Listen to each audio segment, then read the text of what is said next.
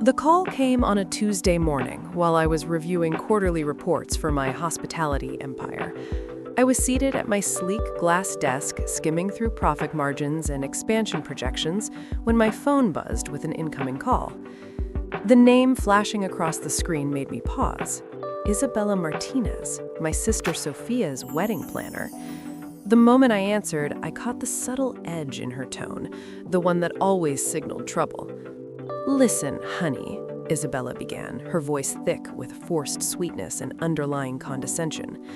"I know this is incredibly last minute, but the Grandview estate has suddenly decided to demand an additional $50,000 for Saturday's wedding, something about upgraded lighting systems and enhanced security protocols."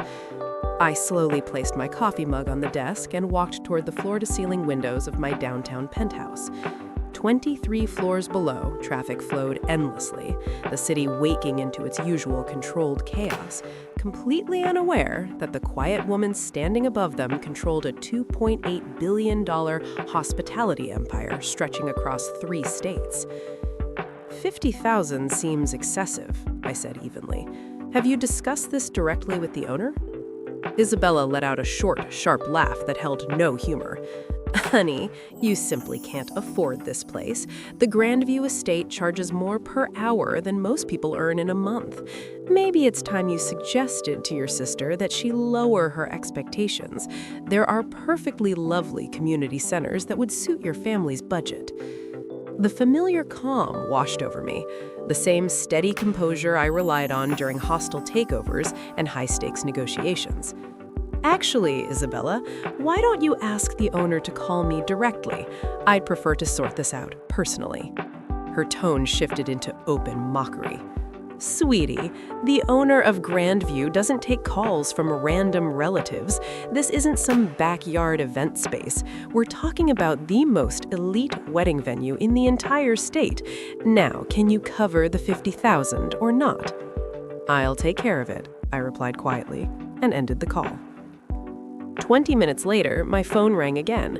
The caller ID displayed Grandview Estate Management, which was, in reality, the direct line to my own property management firm. "Miss Thompson," came the steady voice of Marcus Reynolds, my head of operations. "I just received a very unusual call from a wedding planner named Isabella Martinez. She claims we're demanding an additional $50,000 for the Sophia Thompson wedding scheduled this Saturday. I explained there must be some misunderstanding, but she became quite rude when I requested to speak directly with the family." I sank into my leather chair, a faint smile tugging at my lips. "What exactly did she say?" Marcus hesitated before answering. "She said, and I quote, 'The family can't afford your ridiculous upcharges, but they're desperate enough to try.' She also implied that the bride is completely out of her depth, attempting to negotiate with people far beyond her league." The irony was almost amusing. 3 years earlier, I had quietly purchased the Grandview estate along with 15 other luxury properties across the region, placing them under my holding company's name. Even my own family had no idea that their struggling daughter and sister, the one driving a 10-year-old Honda and living in a modest apartment, was the actual owner of the very venue hosting Sophia's dream wedding. "Marcus," I said, "please return Miss Martinez's call. Inform her that due to the confusion, we're activating our premium conflict resolution protocol." He paused. "And which protocol would that be, Miss Thompson?" "The one requiring that all additional charges be approved directly by the ownership group. Schedule a meeting today at 2 p.m. Make sure she understands that the owner will be present personally." After hanging up, I immediately called my sister. Sophia answered on the second ring, her voice strained with worry. "Emma, thank God. Isabella just called me in a panic about these new costs. She says we need $50,000 more or they'll cancel everything. I don't know what to do. Mom and Dad already think we're overspending, and David's parents keep hinting that we're being financially reckless." My chest tightened at the stress in her voice. She had spent 18 months planning this wedding, working double shifts at her marketing firm, saving every possible dollar. Meanwhile, our parents constantly reminded her that the Grandview estate was far beyond what they considered appropriate for our family, and that she should have chosen something more practical. "Don't worry," I told her softly. "I'm taking care of it." She sighed. "Emma, this isn't like when we were kids and you'd lend me your allowance. $50,000 is serious money. Isabella says the owner is some billionaire who doesn't care about small clients like us." If only she knew. "Trust me, Sophia," I said gently. "Your wedding is going to be perfect." At exactly 1:45 p.m., I pulled into the circular driveway of the Grandview estate in my old Honda, parking beside Isabella's spotless BMW and what I assumed was Sophia's car. The estate was one of my personal favorites, a beautifully restored 1920s mansion spread across 40 acres of immaculately landscaped gardens, complete with crystal chandeliers, marble floors, and an air of timeless elegance that made every bride feel like royalty. I stepped inside and quickly spotted Isabella in the main ballroom, pacing back and forth while gesturing dramatically into her phone. She wore an impeccably tailored designer suit that likely cost more than most people's monthly rent, and her perfectly manicured nails clicked sharply against her tablet as she spoke. "No, I don't care what the owner says," she was saying. "These people are clearly out of their league. Maybe we should suggest they find a venue more suited to their budget. I have 3 other weddings this month that could pay double." Sophia sat in one of the antique chairs, looking small and defeated. She'd worn her best dress, a simple navy blue number from Target that she'd bought specifically for wedding-related meetings. Her hands were folded in her lap, and I could see she'd been crying. "Isabella," I called out, walking across the marble floor. She turned, her face immediately shifting to an expression of barely concealed annoyance. "You must be the sister. Listen, honey, we really need to discuss realistic options for your family. This venue might be a bit ambitious." "Actually," I said, checking my watch, "I'm here for the 2 p.m. meeting with the owner." Isabella's laugh was sharp. "Sweetie, that meeting is for serious clients only. Why don't you take your sister to get some coffee while the adults handle business?" Before I could respond, Marcus appeared in the doorway. "Ms. Martinez, the owner is ready to see you now." Isabella smoothed her suit and grabbed her tablet. "Finally, someone who understands the hospitality business." "Actually," Marcus said, his voice carefully neutral, "the owner specifically requested that all parties involved in Saturday's wedding be present for this discussion." Isabel looked confused. "All parties? I suppose the bride should be here, but surely we don't need everyone," Marcus said firmly, "including Miss Emma Thompson." We followed Marcus to the estate's private office, a room I'd restored to its original 1920s grandeur, complete with a massive oak desk, leather-bound books, and windows overlooking the garden where Sophia would be married in 4 days. Isabella took the chair across from the desk, her posture confident and businesslike. Sophia sat beside her, still looking nervous. I took the third chair, noting how Isabella had positioned herself to literally turn her back to me. "Now then," Isabella began, "I appreciate you taking the time to meet with us personally, mister." "Actually," Marcus said, "I'm not the owner. I'm the operations manager. The owner will be with us momentarily." Isabella checked her watch impatiently. "I do hope we can resolve this quickly. I have other clients to attend to, and frankly, this situation has already taken far more of my time than expected." The door opened, and I stood up. "Sorry to keep everyone waiting," I said, walking over to take my seat behind the massive oak desk. "I had to review the contract one more time." Isabella stared at me, her mouth opening and closing like a fish. Sophia's eyes were wide, her hands flying to cover her mouth. "I don't understand," Isabella stammered. You're the owner?" "Emma Thompson, owner and CEO of Prestige Holdings," I said, extending my hand across the desk. "I believe we spoke on the phone this morning." Isabella's face cycled through several shades of red. There must be some mistake. You're just the bride's sister. You drive a Honda. You can't possibly own a $2.8 billion hospitality empire," I finished. I can and do. Prestige Holdings owns the Grand View Estate, along with the Ocean View Resort in Maine, the Metropolitan Conference Center downtown, and 14 other luxury venues across New England. I pulled out a folder and opened it on the desk. Now, about this $50,000 charge you mentioned, I've reviewed our contract with Miss Carmichael, and I don't see any provisions for additional lighting or security fees. Isabella's tablet shook in her hands. I was told by my vendor that...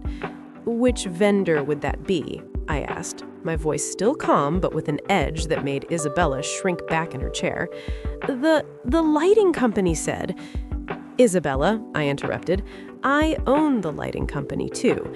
Brilliance Event Lighting has been a subsidiary of Prestige Holdings for 2 years, same with Elite Security Services.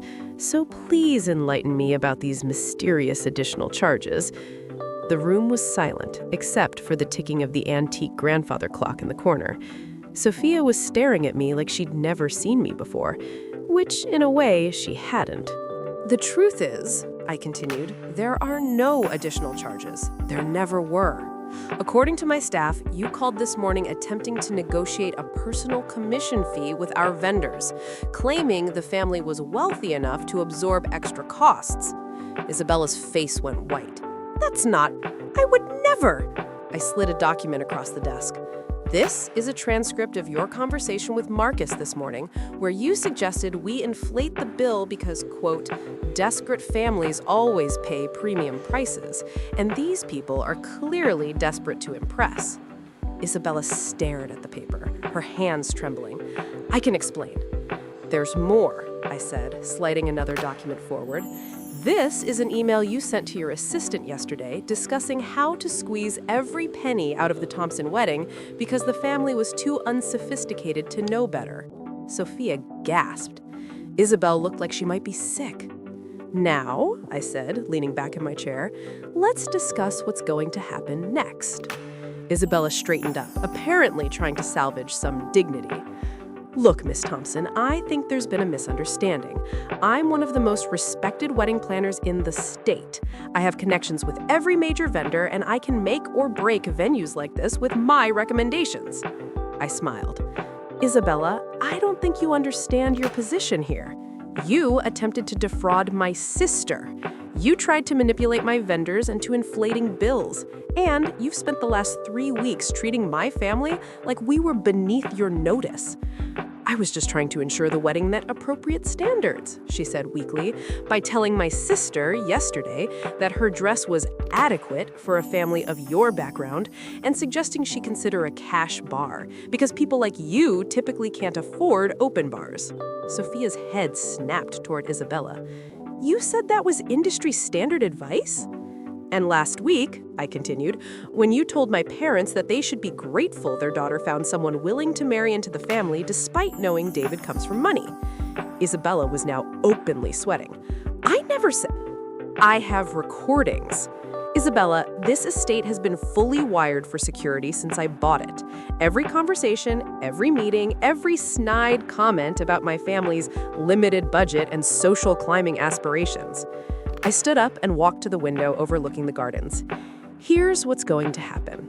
You're fired, effective immediately. My event team will handle the final details for Saturday's wedding. You can't do this, Isabella protested. I have a contract with the bride. Actually, I said, turning back to face her, according to the contract you signed with my sister, all vendor relationships are subject to venue approval. As the venue owner, I'm exercising my right to remove vendors who don't meet our standards. Isabella turned to Sophia desperately. Sophia, please, this is your wedding. You can't let her destroy everything we've planned. My sister stood up slowly, her voice steady for the first time all afternoon. Everything we've planned, Isabella? You've spent 3 months making me feel like my wedding was an inconvenience to you. You've criticized every choice I've made, questioned every decision, and made me feel like I was lucky you were willing to work with our family at all. I was trying to help you reach for something better, Isabella said weakly. No, Sophia said. You were trying to make yourself feel superior, and now I find out you were planning to steal $50,000 from us. Emma, I want her gone. I nodded to Marcus, who stepped forward. Ms. Martinez, I'll need your vendor access cards and any estate keys you may have. Isabella fumbled in her purse, her hands shaking as she handed over the materials. This will ruin my reputation. I'll never work in this industry again. That's not my problem, I said simply, though I should mention that I own or have partnerships with most of the major venues in New England. Word travels fast in the hospitality industry. After Isabella left, practically running to her BMW, Sophia and I sat in the quiet office. The afternoon light was streaming through the windows, highlighting the dust motes dancing in the air. Emma, Sophia said finally, I don't understand. How long have you owned this place? 3 years, I said. I bought it the same weekend you and David got engaged. Why didn't you tell me? I walked back to my chair, suddenly feeling tired.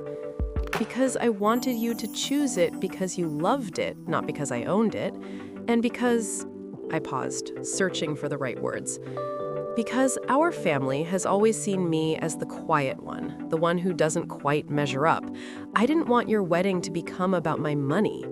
Sophia was quiet for a long moment. Is that why you still drive the Honda, live in that apartment? Partly, I admitted, but also because I like my privacy. Building this company has been incredible, but it's also complicated. When people know you have money, every relationship becomes transactional. Every friendship is suspect. Every family gathering becomes about what you can provide rather than who you are. But we're your family, Sophia said softly. Yes, and I love you all. But think about it, sophomore. When was the last time Mom and Dad asked about my life without it being connected to what I could do for someone else? When has anyone in our family been curious about my work beyond whether I'm finally making decent money? Sophia looked down at her hands. We thought you were struggling. You never talk about work, never spend money on yourself, never seem to have much. I have everything I need, I said. I've been saving and investing since I was 16. I built this company by being careful, by living below my means, by making smart decisions instead of flashy ones. The apartment I live in, I own the building. The Honda, it's paid off and reliable. I don't need to prove my success to anyone. But Isabella was so horrible to us.